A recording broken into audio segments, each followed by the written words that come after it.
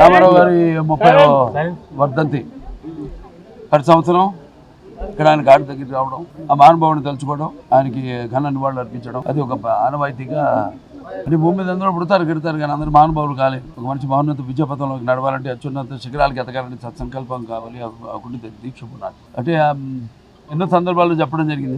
3 అక్షరాలు వింటే నా ఒళ్ళు పులకరిస్తుంది, అలాగే ఎన్టీఆర్ అన్న 3 అక్షరాలు వింటే నా రక్తం ఉప్పొంగుతుంది. ఎవరికైనా సరే అంటే ఆయన చరిత్ర అటువంటిది. ఎన్టీఆర్ అంటే కేవలం నందమూరి తారక రామారావు గారు మాత్రమే కాదు, ఏంటంటే నటనాలయం, ఆయన ఇల్లే ఒక నటనాలయం, అందులో ఆయన ఒక నటరాజు నరసింహుడు. ఈ అంటే తార మండలంలోని తారక ధృవతారకుడు, ఆరంటే రాజర్షి రారాజు, రాజకీయ దురంధర యుగంధరుడు, రమణీయ రమ్య కమనీయ సౌమ్య గుణధాముడు. అందుకే ఆయన అందరి గుండెల్లో నిండుగా మెండుగా ఉండి నేను ఎప్పుడు మీకు అండగా ఉంటానని చెప్పి సినిమాల నుంచి అటు రాజకీయాల్లోకి వచ్చి ఒక సంచలనం సృష్టించి తెలుగుదేశం పార్టీని స్థాపించి ఇవాళే కాదు సూర్యచంద్రుడు ఉన్నంత వరకు, మన తెలుగు జాతి ఉన్నంత వరకు ఆయన అందరికీ ఆరాధ్యుడు అయ్యాడు. మరి ఆయన ఈ యొక్క ప్రస్థానం చూసుకుంటే అందరికీ అంటే ముఖ్యంగా పార్టీకే కాదు అటు ప్రతి ఒక్కరికి, అంటే కుల మతాల తావు లేకుండా అటు ఆయన చేసే సినిమాలు అయితేనేమి, అంటే ఒక ఆయన నటుడిగా ఆయన నటించినప్పుడు పౌరాణికాలు ప్రాణం పోసుకున్నాయి, జానపదాలు జావలీలాడాయి, అలాగే సాంఘికాలు సామజ వరగమనాలు అయ్యాయి, పద్యం పదులెక్కింది, పాట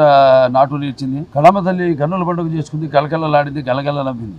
అనే నటనలో మరి ప్రపంచంలోనే అనితర సాధ్యమైన పాత్రలు, ఎవరు చేయలేని పాత్రలు, అంటే పౌరాణికం మనకు పరిమితం అయితే అంతేకాకుండా ఎన్నో ప్రయోగాలు ఆయన చేశారు. అలాగే నటనలో ఆయన ఒక నటధీశాలి, అలాగే నటనలో ప్రయోగాలు చేసిన ఒక నటనాచార్యుడు. అలాగే మరి చేసిన ప్రతి పాత్రను కూడా పరకాయ ప్రవేశం చేసి అణువణువులు నింపుకుని ఆ పాత్రలకు ప్రాణం పోసిన మహానుభావుడు నందమూరి తారక రామారావు. అటువంటి నటుడు ఎటు చూసినా ఎటు వెతికినా కూడా ఎక్కడా మనకి కనిపించడు అని ప్రతి ఒక్కరు ఒప్పుకుని తీరుతారు. అలాగే రాజకీయంగా చూస్తే అప్పుడు ఆనాడు తెలుగుదేశం పార్టీని స్థాపించడం, అలాగే అంతవరకు రాజకీయాలు దూరంగా ఉన్న వాళ్ళందరికీ చేయూతనిచ్చి బడుగు బలహీన వర్గాల వల్ల అయితేనేమి, లేకపోతే తాడిత పీడిత కులాలు, మైనారిటీలు అందరూ కూడా ఈ యొక్క రాజకీయాల్లో ఉన్న ఈ అధికారంలో ఉన్న పదవులు దూరంగా ఉన్న వాళ్ళందరికీ చేయూతనిచ్చి తీసుకొచ్చి వాళ్ళని రాజకీయ పదవులు కట్టబెట్టి సత్కరించిన మహానుభావుడు నందమూరి తారక రామారావు. అప్పుడు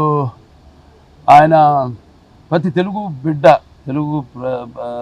ప్రతి తెలుగు మట్టి గడ్డ కూడా నేను తెలుగువాడిని అని సంగర్వంగా చెప్పుకునే దమ్ము, ధైర్యం, తెగువ, అలాగే వాళ్ళకున్న అహంకారానికి పదును పెట్టి సానబెట్టి బయటికి తీసుకొచ్చి వాళ్ళ చేత చెప్పించిన తెలుగు తేజం నందమూరి తారక రామారావు గారు.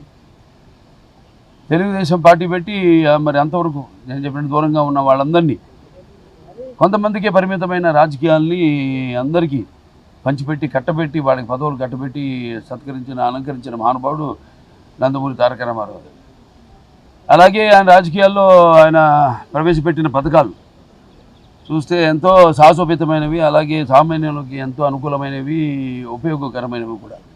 అంటే ఎన్టీ రామారావు గారు రాజకీయాల్లోకి రాకముందు వచ్చిన తర్వాత ఆయన ప్రవేశపెట్టిన పథకాలు ఇప్పటికీ కేవలం మన తెలుగు రాష్ట్రాల్లోనే కాదు, యావత్ భారతదేశంలో ప్రతి ఒక్కరు కూడా వాటిని ఆదర్శంగా తీసుకుని వాటిని ప్రవేశపెట్టి వాటిని అందరికీ కట్టబెడుతున్నారంటే అది ఆ రామారావు గారు పుణ్యం. అందుకే నేను అంటుంటాను, ఇప్పుడు ఆయన పేదల ఆకలి బాధ తెలిసిన అన్న ఆయనే, అలాగే జనత యొక్క భవిష్యత్తుకు భరోసా ఇచ్చిన అమ్మ ఆయనే, అలాగే ఆయనకు అండగా ఉన్న మహిళలకు ఆర్థిక స్వాతంత్రాన్ని ఇచ్చిన అన్న ఆయనే ఎన్టీ రామారావు.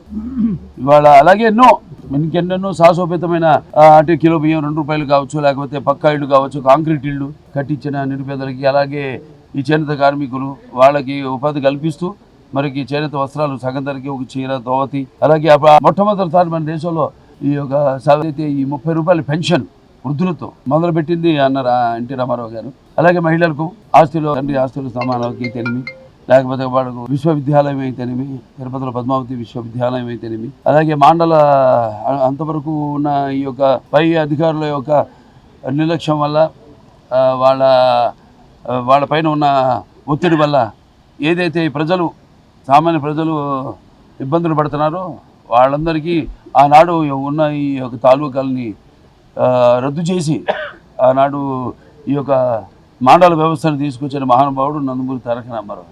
అంటే ప్రజల వద్దకు పాలన తీసుకొచ్చిన మహానుభావుడు. అలాగే అభినవ భగీరథ ఆనాడు తెలుగు గంగ, అలాగే ఈ యొక్క ఏదైతే ఆంధ్ర నివాస సమంతి ఉందో లేకపోతే గాలేరు నగిరి ఉందో, వీటిలన్నిటి ఇవన్నీ కూడా ఆయన మానసిక పుత్రికలు. అలాంటివి ఎన్నో రచనలు చేసి ముందు చూపుతో రాష్ట్రం అవిభక్త ఆంధ్ర రాష్ట్రాన్ని ఎంతో అభివృద్ధి చేసి ముందుకు తీసుకెళ్ళిన మహానుభావుడు. అంతవరకు తమిళులుగా పిలువబడ్డ మనల్ని మనం తెలుగు వాళ్ళం, మన తెలుగు జాతి అనే ఒక గుర్తింపు తీసుకొచ్చిన మహానుభావుడు నందమూరి తారక రామారావు. అలాగే ఇప్పుడు ఆయన్ని స్ఫూర్తిగా తీసుకుని ముందు ఇంకా ఎంతో ప్రజల అభివృద్ధి కోసం, అభ్యున్నతి కోసం ప్రతి ఒక్క కార్యకర్త నడుం కట్టాలి, నడుం బిగించాలని కోరుకుంటూ ఆయన అంటే ఈ భూమి మీద అందరూ పుడతారు గెడతారు కానీ అందరు మారుబారు కాలేరని ఆయన ఎప్పటికీ సూర్యచంద్రుడు ఉన్నంత వరకు కూడా గుర్తుండిపోతారు. అందుకే ఆయన నిరంతర ప్రజల గుండెల్లో నిత్య యవన మానవ భూషణుడు అయ్యాడు. అలాగే రెండు గుండెల్లో శాశ్వతంగా నిలిచిపోయే నిత్యామృతాన్ని తాగిన దేవుడిగా మారాడు. అలాగే స్మరణీయమైన ఒక మహత్తర జన్మను పొందాడు. అలాగే ఆయన ఎవరికి ఆయనకు సాటి కానీ పోటీ కానీ రాలేని విధంగా ఎవరికి దక్కని ఒక మహత్తరమైన జన్మను ఆయన పొందాడు. సో అందుకే ఆయనకి చావు లేదు. ఆయన ఒక నిరంతరం వెలిగే ఒక మహనీయ భగవద్గీత లాంటి జన్మ నందమూరి తారక రామారావు గారు. ఈ సందర్భంగా మళ్ళీ ఒకసారి ఆయన ఒక కొడుకుగా బిడ్డలుగా పుట్టడం మా అందరి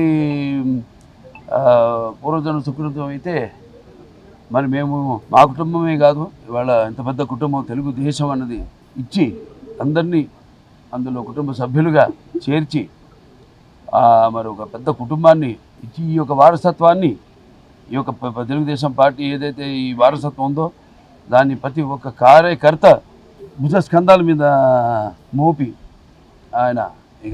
నేను చెప్పినట్టు ఆయన ఇక స్ఫూర్తిగా తీసుకుని ఆయన పోరాట పటిమతో పోరాడి ఎన్ని అడ్డంకులు వచ్చినా తల వంచకుండా ముందుకు సాగిన ధీరోదాతుడు. అలాగే ఏదైతే తెలుగు ఎప్పుడెప్పుడు మన జాతికి ఎప్పుడెప్పుడు ఏ అవమానం జరిగినా దాన్ని ఆత్మాభిమానాన్ని కాపాడిన ధీరుడు. అలాగే తెలుగు వెలుగును ప్రపంచం నలుమూలల ప్రసరింపజేసిన మహానుభావుడు. ఆయన్ని ఆ స్ఫూర్తిగా తీసుకుని అందరం మనం ముందుకు వెళ్ళాలని మనస్ఫూర్తిగా కోరుకుంటూ ఆయనకి ఈ సందర్భంగా ఘన నివాళులు అర్పించుకుంటున్నాను.